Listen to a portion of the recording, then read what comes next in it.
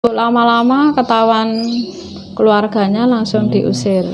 Kalau suami saya, yang saya ditanamkan suami saya ingat sampai sekarang itu satu pesennya, walaupun keluarganya beliau orang mampu, kalau kamu diajak keluarganya diiming-imingin harta, jangan mau. Kalau dia mau ngasih, tidak memaksa untuk pindah ke agamanya yang dulu, nggak apa-apa. Tapi kalau kamu mau kaya, kamu gadaikan agamamu yang sekarang, kau gantikan dengan agamamu yang dulu. Saya nggak boleh. Mending miskin tidur di kolong jembatan tapi hati tentram, daripada tidur di rumah mewah tapi hati kita batinnya tersiksa.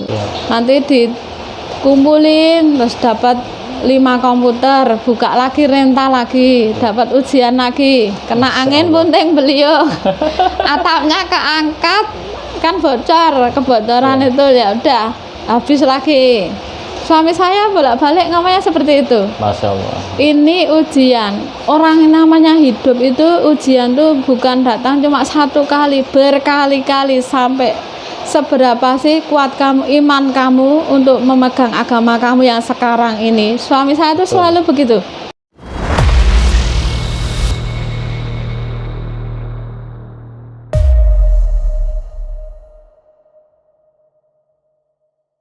Sampai sekarang ini ya masih belajar Iqra, baru jilid 4. Oh, Masya Allah. Lah kalau belajar dulu di Jogja itu udah mau lulus, udah mau Quran, kendalanya ada, kan lupa, lama-lama enggak belajar lupa.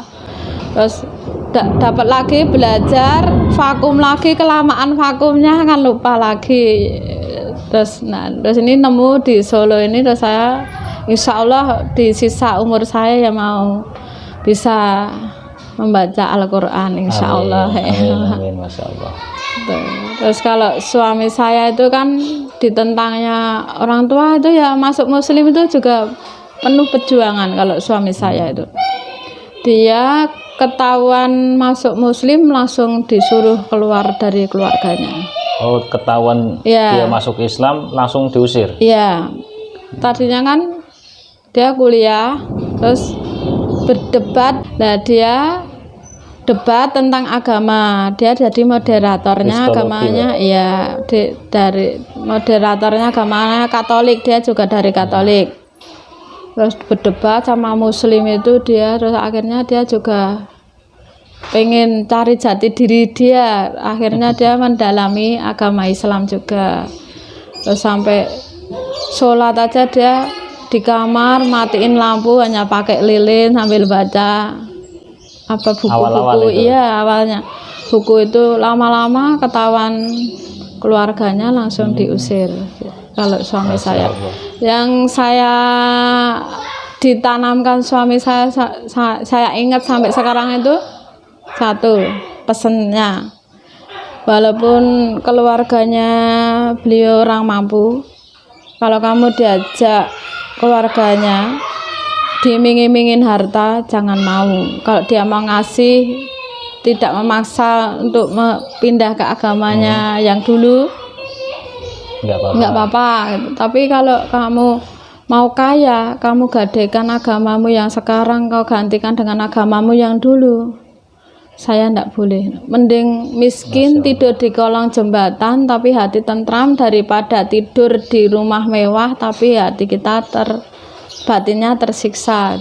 Yang semenjak itu tuh saya kalau kehidupannya lagi turun dan gitu kan, pasti dia ini bilang, kalau kamu udah nggak sanggup hidup kayak gini, apa kamu mau ikut keluarga saya yang kaya? Dia selalu bilang begitu. Kalau saya suruh milih, saya mending tidur di kolong jembatan daripada saya tidur di rumah mewah. Kalau kamu masih mau menjalani agama kamu yang sekarang ini, ya ini namanya ujian. Harta itu cuma titipan. Betul. Kayak anak saya itu yang perempuan tadi, yang paling ini, yang paling mengerti gitu keadaan orang tua. Pernah tantenya ke sini pas bapaknya jatuh sakit itu. Dia bilang gini, ayo kamu ikut tante, nanti tak beliin laptop, tak beliin ini. Terus jawaban anak saya bilang ini, enggak tante, nanti kalau saya sudah besar, saya bekerja, bisa cari uang, bisa beli semuanya yang tante beliin sama saya bisa beli sendiri. Kalau tante mau ngajak saya pindah untuk jadi agama ke tante, saya enggak mau. Saya sudah dipesan Bapak, nanti kalau saya menukarkan agama saya dengan kekayaan, nanti saya dibunuh Bapak, kan dia bilang gitu. Terus akhirnya tantenya pergi, kita putus komunikasi lagi karena itu anak yang pertama ya. Iya. Terus Putri mau tante nganterin tante ke gereja, menghormati agama tante, tapi ya tante enggak boleh memaksa saya agama saya Islam, saya harus sholat di masjid, ya saya di masjid, jangan tante ajak saya masuk ke gereja. Kalau saya cuma nemenin tante ibadah ke gereja, saya di luar, saya mau bilang gitu. Akhirnya ikut, ya enggak apa-apa gitu, tapi tante jangan paksa saya untuk masuk gereja ya. Iya, tantenya kan pengen doain suami saya biar beri kesembuhan cara agamanya dia, kan kita ya harus menghormati dia kan gitu. Akhirnya diantar anak saya, terus dia cerita, aku tadi mah diajak masuk gereja mah, terus tante bilang ngiming-ngimingin gini-gini, aku ingat pesan Bapak, kan bilang gitu. Bapak seperti itu ya saya enggak boleh melanggar. Terus saya juga tahu agama saya sekarang itu agama apa, bilang gitu. Saya enggak mau menukarkan agama. Bapak sama mama aja berjuang dari nol, masa saya mau merusaknya, kan ibaratnya seperti itu. Masya Allah. Ya kehidupan saya seperti ini, tanpa dukungan keluarga bapaknya, keluarga saya. Jadi saya benar-benar hidup mandiri sekali gitu ya, dari nol lah, dari awal nikah sampai sekarang itu ya berdiri sendiri. Ya apapun keadaan saya, kan saya bersyukur. Allah itu kan menguji tidak melebihi batas kemampuan umatnya. Harta itu kan cuma sekedar titipan. Kalau saya prinsipnya seperti itu. Apa sih yang membuat ibu itu dulu itu tertarik dengan Islam sampai sekarang itu jadi Islam yang taat, yang teguh? Pertama ya itu tadi kan, karena saya lihat semua kan mau makan ada doanya, ada tata caranya, ada adabnya, mau berpakaian, mau mandi, mau keluar kamar mandi, kan semua itu kan ada, ibaratnya udah tertulis rapi. Betul. Kalau agama non kan cuma sekedar bersyukur. Ya, ya kan sudah ndak ada kejelasannya. Iya. Misalnya bercermin ya bercermin aja. Kalau di agama kita kan ada doanya, melepas pakaian juga ada doanya, ada adabnya kan. Saya suka tuh seperti itu. Jadi kayak kehidupan kan kayak ditata gitu loh. Betul. Ibaratnya kan mau melangkah kan, oh ini nanti kalau lurus ndak belok nanti ada halangan. Kalau kita cuma sekedar bersyukur aja kan ndak tahu maknanya, kan kita sendiri. Betul. Ya bingung. Ngambang. Mencermatinya kan bingung gitu. Betul. Loh.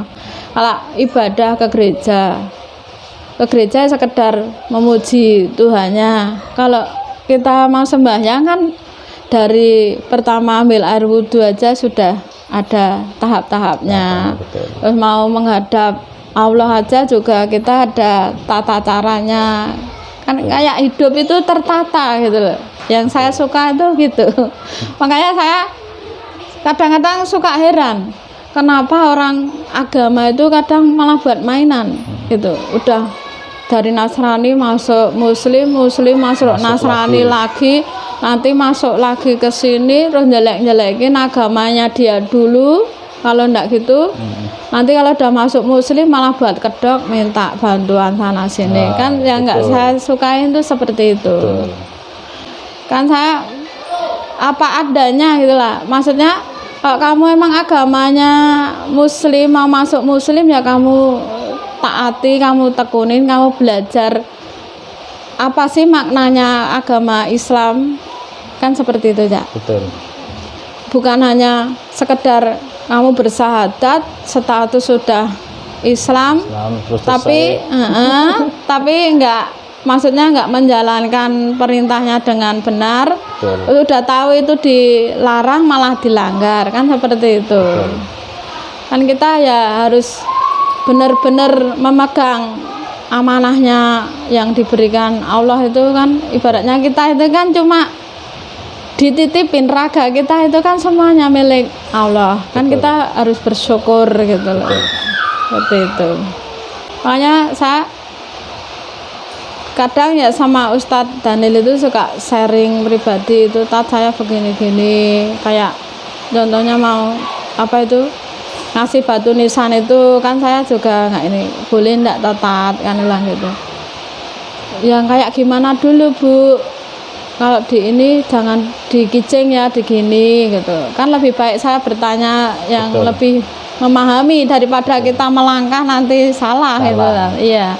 Kan ibaratnya kan kita bodoh. Iya. Kan belum begitu paham tentang agama. Orang Al-Quran aja juga baru bacanya baru jilid 4 kan belum tahap ke berikutnya kan masih itu udah luar biasa loh Bu. Itu lama. Ada usaha terus. Tadinya ini loh Cak, apa targetnya itu akhir tahun tuh udah apa Al-Quran udah berhubung kadang ngaji, kadang enggak, kadang ngaji, kadang enggak, kan kita ya mau belajar di rumah bangun tidur dah kerjaannya sudah banyak kan, mau belajar sendiri bacaannya ya takut keliru. Punya anak udah memahami, kalau ditanya malah mamai dari dulu ikro enggak selesai sana belajar ikro, sini belajar ikro sampai gitu. Namanya saya bilang sekarang sudah mama sudah tua, kalau nanti enggak bisa baca Al-Quran, nanti kalau dipertanyakan sama Allah, kamu selama hidup kamu dikasih kesempatan hidup nggak buat belajar agamaku, ngapain aja lah, gimana aku bilang gitu. Ya tapi maluin tiap hari belajarnya ikro terus. Kadang saya ya malu sama anak yang udah bisa belajar, tapi suatu kebanggaan. Orang tua bodoh tapi anaknya sudah memahami. Betul. Walaupun belum khatam tapi kan sudah bisa membaca, itu kan sudah luar biasa ya. Ibaratnya dari keluarga yang tidak punya background agama muslim kan dia sudah bisa belajar, itu kan suatu kebanggaan bagi saya. Kalau saya seperti itu. Kadang kan Allah itu kan menilai hambanya itu karena usahanya. Ada yang memang udah bisa baca Al-Quran tapi kalau nggak pernah baca Al-Quran lagi, setelah bisa membaca Al-Quran tapi tidak pernah mengamalkannya. Iya. Ya kan mending terus belajar istiqomahnya yang dinilai. Iya. Insya Allah seperti itu. Iya. Dan saya salut sama ibu sampai umur berapa sekarang? Sekarang 42. 42 masih terus berusaha berjuang untuk bisa membaca Al-Quran. Masya Allah. Ya itu. Kalau boleh tahu, selama perjalanan masuk Islam itu ujian apa sih yang menurut ibu itu paling berat? Saya malah setiap kehidupannya semenjak nikah sama bapaknya terus masuk benar-benar menekunin agama yang saya pegang sekarang itu. Ujiannya banyak. Dulu saya di Jogja itu punya usaha apa itu rental komuter. Oh, Masya Allah. Kena gempa dulu Jogja itu hancur habis. Kalau kontrak kan tidak dapat ganti rugi. Betul. Terus anak saya yang nomor 2 itu yang laki-laki seling 1 minggu kena gempa itu malah itu infeksi pendarahan telinganya sampai harus menghabiskan 1 motor untuk berobatnya itu pernah. Tuh. Yang ditekankan oleh suami saya bilang begini, saya sudah bilang berkali-kali sama kamu, harta itu cuma sekedar titipan. Kalau Allah itu murka dan mau mengambil hartamu, semudah dia membalikkan telapak tangannya. Betul. Namanya kamu itu dititipin cuma sementara. Kamu itu diuji, kamu udah dikasih kesempatan misalnya punya kekayaan ini, kamu itu pernah zakat enggak, pernah ini enggak, yaitu Allah murka, diambillah lagi harta kamu, enggak usah kamu seselin. Itu ujian, kita harus bangun bangkit lagi. Allah itu menguji tidak melebihi batas kemampuan umatnya. Akhirnya udah, saya kalau yang nggak kuat imannya kan pasti udah langsung mental lah. Ya, akhirnya saya sama suami itu bertekad, bismillah, orang namanya udah diniatin pasti ada jalan keluarnya. Akhirnya saya pindah, habis gempa saya pindah agak ke kota, ke daerah Lempuyangan itu. Suami kerja, saya pun jualan. Terus kadang kan teman tuh main ngasih uang anaknya kan baru 1 dulu. Nanti dikumpulin terus dapat 5 komputer, buka lagi, rental lagi, dapat ujian lagi, kena angin punting beliau, atapnya keangkat kan bocor, kebocoran itu ya udah habis lagi. Suami saya bolak-balik ngomongnya seperti itu. Masya Allah. Ini ujian. Orang yang namanya hidup itu ujian tuh bukan datang cuma 1 kali, berkali-kali. Sampai seberapa sih kuat kamu, iman kamu untuk memegang agama kamu yang sekarang ini. Suami saya itu selalu begitu.